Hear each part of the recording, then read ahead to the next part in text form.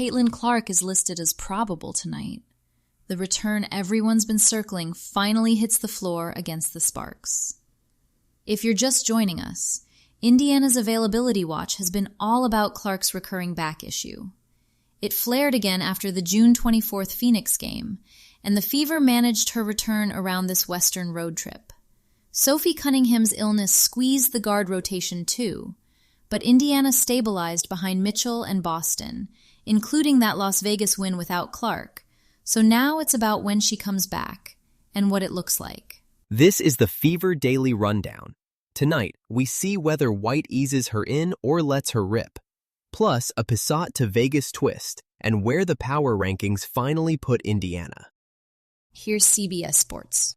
The Fever were without Clark in the previous meeting against Los Angeles, as well as the start of the road trip in Las Vegas due to a back injury sustained in a June 24th loss to Phoenix. The prolific combo guard, whose 8.2 assists per game ranks second in the league, told the Indianapolis Star on Tuesday she is optimistic about playing on Wednesday. Okay, here we go. Clark told the Indy Star she's optimistic. CBS has her hopeful to return, and it comes on night one of a back-to-back against the Sparks team that's dropped 3 straight. Honestly, it's the softer of the two road stops. LA's 8-11. They can't buy a win right now. If White's going to test the reintegration, this is the kinder night to do it. Right, and that's the call for me tonight. Does White ease her in or let her rip? Indiana just beat the champs in Vegas without her. The engine's running fine. It is. Mitchell put up 27 in that Vegas win, and 26 against the Sparks back on June 27 in that 111-87 blowout. Her 21.9 a night is second in the league, a tick ahead of Clark's 21.2. So White has some room here. The minutes math is about fit. And can we name the broadcast window? A historic player's probable return tips at 2 a.m. Thursday on CNBC. Cool. Very normal treatment for the biggest draw in the sport. Set your alarms. But look, this is our first good read on the staggering strategy. Clark and Mitchell together against a defense that's already sputtering. If it clicks, it could click fast. That's the part I'll be watching. If she goes, the return is only half of it. White still has to manage her workload without undoing what these two just built on the road. Here's Lachit Roy at the Times of India. Clark practiced with the Fever on Tuesday in Los Angeles and told reporters afterwards she felt encouraged heading into Wednesday's game. She said she's very hopeful for tomorrow, but acknowledged playing both games of the back-to-back would be difficult, given she's still working her way back into game shape. Clark's probable tonight in LA after missing 2 games with that back injury, and per the Times of India, she doesn't expect to play both games of this back-to-back, with Phoenix tomorrow. And the injury watch wraps exactly how you'd script it. Probable for the Sparks, minutes limit. Phoenix, still a maybe. She practiced Tuesday in LA and said she's very hopeful. The number that reframes this, 2-0 without her. She's walking back into a 12-8 team that just beat the reigning champs 84-68 in Vegas. The record actually got better while she sat. Right, so the whole conversation changes. They proved they can survive without Clark. Tonight's test is Stephanie White folding her back in on a road back-to-back without messing with what clicked in Vegas. Justine Pissott goes from a development contract with Indiana to a standard Aces offer in less than 3 months. So did the Fever let her walk because of cap and roster math, or because Stephanie White just didn't see a path for her on the floor? It's both, and the CBA mechanics matter here. Per SI's coverage of the new collective bargaining agreement, development contracts are new this season. Indiana made Pissott the first player in franchise history signed to one, back in April, after taking her 25th overall out of Vanderbilt. Then Las Vegas extended the offer sheet on July 6th, and under the rules, the Fever had 24 hours to match. That clock hit on the same day as the league-wide cutoff for guaranteed contracts, so yeah, tight squeeze. Indiana declined, and Pissott goes to the Aces' standard 12-player roster. But the trust piece on the court is there too.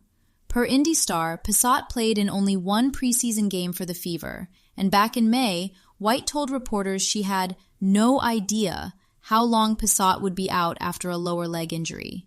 One White said traced back to Pissott's time at Vanderbilt. When a player has been that limited in practice reps and preseason action, it's hard to build organizational trust around her, no matter what the cap sheet says. If the Fever still have that development roster spot open after cutting McConnell, Traylor, and Timmons in May, does letting Pissott go make Indiana more flexible, or just leave them thinner? Thinner in the short term, but the new CBA allows 2 development spots per team, so Indiana can bring someone else in at that lower cost. And that matters when you're protecting a core built around your established rotation. Watch whether White and the front office use that reopened spot before roster deadline pressure builds again. Because right now, the Aces just got a developmental asset for free, while the Fever absorbed the scouting and development work. Here's ESPN. Las Vegas.